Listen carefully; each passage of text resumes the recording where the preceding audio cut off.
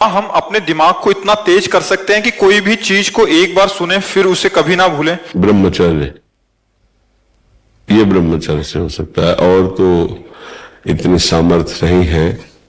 ये ब्रह्मचर्य में होता है, या पूर्व का कोई तप, जैसे छोटे से बालक में देखा जाता है भारी स्मृति, भारी ज्ञान, वो पूर्व का उसका तप है, भजन है। तो अभी जन्मा 5 वर्ष का है, 6 वर्ष का है, बड़ा ज्ञान उसको है, वो पूर्व का उसका स्टॉक है।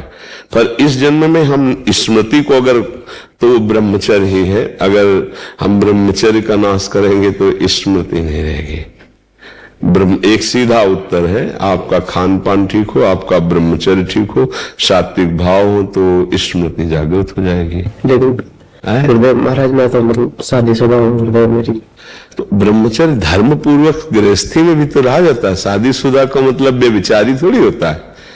देखो, जो शास्त्रीय पद्धति है तो संतानोत्पत्ति के लिए आदेश है, उसको नियम पूर्वक अगर निर्वाह किया जाए तो एक पत्नी व्रत रखने वाला, धर्म से चलने वाला, और वैसे शास्त्रीय पद्धति प्रत्येक मासिक धर्म के बाद जो 10 दिन के बाद संतानोत्पत्ति के निमित्त समस्त देवताओं और भगवान को नमस्कार करके वो गृहस्थ ब्रह्मचारी में, तो उसमें स्मृति की, देखो स्मृति का नाश एक काम ही कर देता है।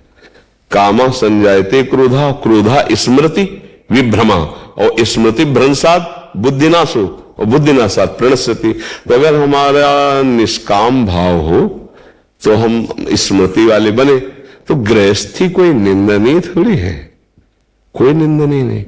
देखो, हम जब शास्त्रों में पढ़ते हैं तो गृहस्थ जनों ने, जिनके बड़े बड़े धर्मात्मा संतानें हुई, उनकी बात, काफी दिनों तक ब्रह्मचर्य रह करके संयम से फिर गर्भाधान हुआ और फिर ब्रह्मचर्य से रहे, तो उनकी संतानें बड़ी प्रज्ञावान, बड़ी विवेकवान धर्म। ये जो गरुण जी का जन्म हुआ ना, तो 10,000 वर्ष तक ब्रह्मचर्य रहे थे कश्यप जी। उस समय तो मतलब लाखों वर्ष की जीवनाई होती थी।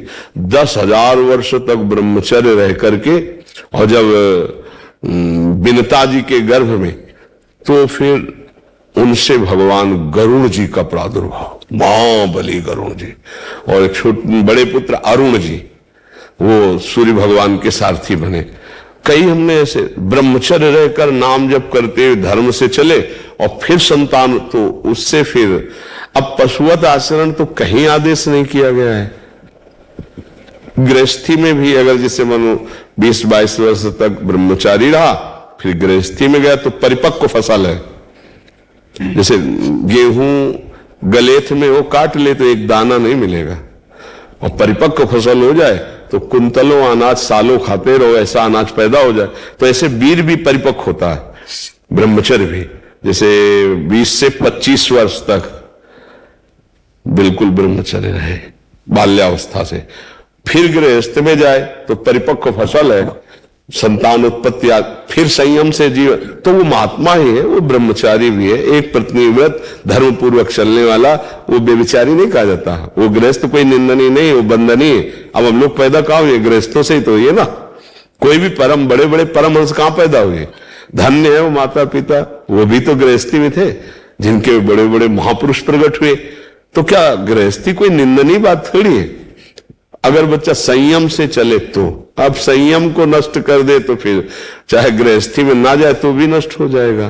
बहुत प्रकार है, तो हमें लगता है अगर संयम से चला जाए तो गृहस्थ धर्म में बंधनी। पर स्मृति जो है वो ब्रह्मचर्य से, मतलब वीर शक्ति ही स्मरण को बहुत जोर की पवित्र रखती है, बहुत स्मृति जागृत हो जाती है। पर ब्रह्मचर्य पर महत्व दे। अब ऐसा थोड़ी कि कोई मनमानी आचरण कर।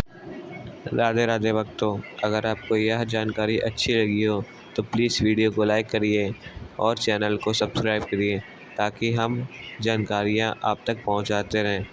धन्यवाद। राधे राधे। शुभ दीपावली।